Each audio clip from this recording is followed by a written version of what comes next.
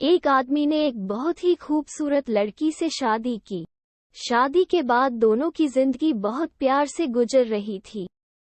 वो उसे बहुत चाहता था और उसकी खूबसूरती की हमेशा तारीफ किया करता था।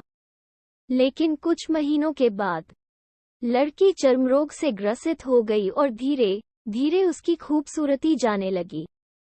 खुद को इस तरह देख उसके मन में डर समाने लगा कि यदि वो बदसूरत हो गई तो उसका पति उससे नफरत करने लगेगा और वो उसकी नफरत बर्दाश्त नहीं कर पाएगी। इस बीच एक दिन पति को किसी काम से शहर से बाहर जाना पड़ा।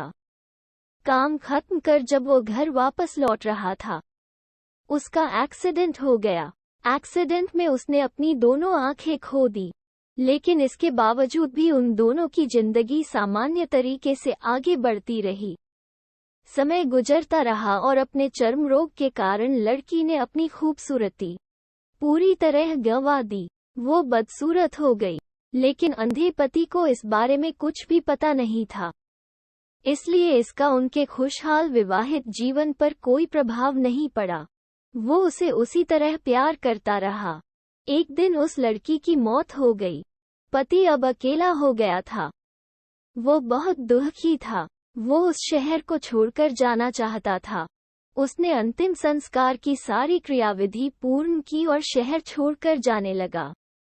तभी एक आदमी ने पीछे से उसे पुकारा और पास आकर कहा, अब तुम बिना सहारे के अकेले कैसे चल पाओगे?